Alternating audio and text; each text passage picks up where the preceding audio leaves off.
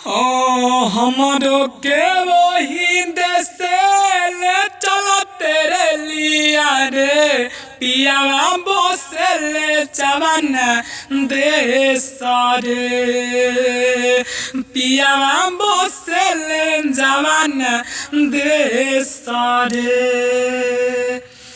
नमस्कार, प्रणाम। कैसे हैं आप लोग? मैं राइटर कुमार सागर एक बार फिर आप लोग का स्वागत करता हूं आपके इस channel writer Kumar Sagar official में। दोस्तों, एक बार फिर आप लोग के बीच से दर्द भरा ज़बरदस्त वोल्बम सॉन्ग लेकर आ चुके हैं और बहुत ही शानदार फुल और फ्री है। तो पूरा वीडियो को देखिए और इन्जॉय कीजिए। कैसा लगे ये कमेंट जरूर कीजिएगा। दोस्तों, ये रहा मेरा मुखरा। आपको बता दें कैसे लिखा गया है। कितना बा दूर देवो घर नहीं बुझाला, चलत चलत पड़ल पौआ में छाला। तो इसको हम दो बार लेंगे। फिर आगे होगा दिखे नहीं मनवा बा उदास हो। फिर आगे होगा हमके बता दो कहवा शिव मंदिरिया हो, दर्शन ला लागल बरुए आस हो। तो इसको हम दो बार लेंगे। तो मैटर बहुत ही ज़बरदस्त है। चलिए आपको इसका डमी दे ताकि आपको समझ में आ सके और आप इसको अच्छे से गा सके। कितना बहादुर देव घर नहीं बुझाला, चलत चलत पड़ल पौआ में छाला। एवं बता दी कितना बहादुर देव घर नहीं बुझाला, चलत चलत पड़ल पौआ में छाला। दिखे नहीं मनवा बाबू दास हो, हमके बता दो कहवा शिव मंदिरिया हो, दर्शन ला लागल बरुए आस हो, दर्शन ला लागल बरुए आस हो। हमके बता दो कहवा शिव मंदिरिया हो, दर्शन ला लागल बरुए आस हो, दर्शन ला लागल बरुए आस हो। तो दोस्तों, ये था मेरा मुखरा और इसका डमी। कैसा लगा ये ज़रूर कमेंट कीजिएगा। अच्छा लगे तो लाइक कीजिएगा। तो दोस्तों, चलिए बताइए इसका पहला अंतरा वो कैसे लिखा गया है। दोस्तों, इसको लेडीज़ या जेंट्स कोई भी गा सकता है, कोई दिक्कत नहीं है। कोई भी गाएगा अच्छा लगेगा, बशर्ते रियाज करके और अच्छे आवाज़ में गाइएगा। और हमको शेयर जरूर कीजिएगा, आपका प्रमोशन जरूर करेंगे अगले वीडियो में। कम्युनिटी से भी और अपने चैनल पर भी आपका गाना अपलोड कर देंगे।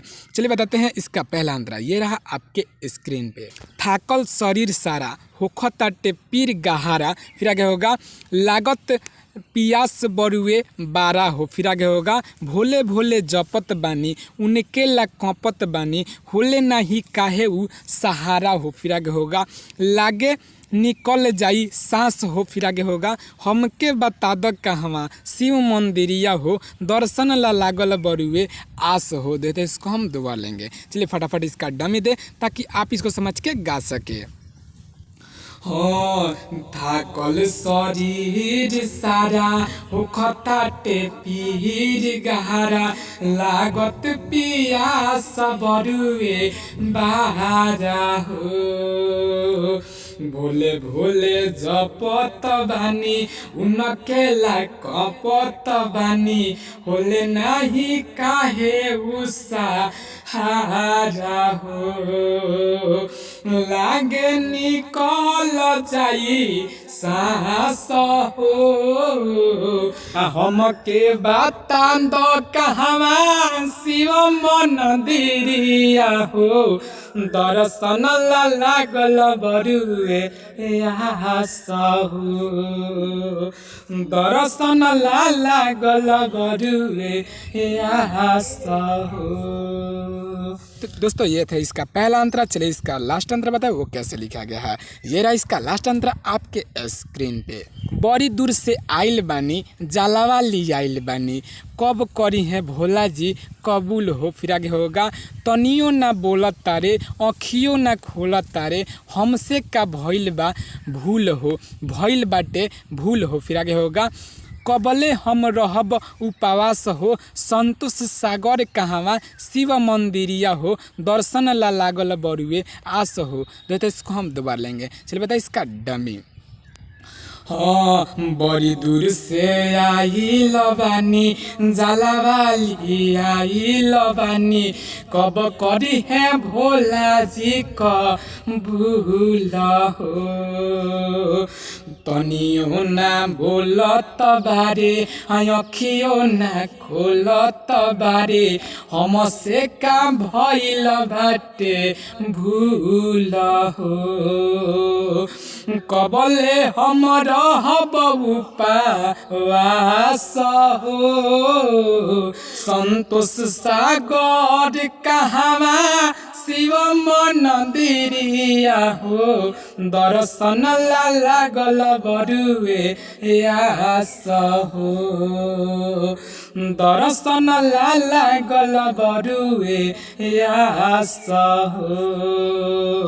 हमके बाता द कहवा शिव मंदिरिया हो, दर्शन ला लागल बरुए आस हो, दर्शन ला लागल बरुए आस हो।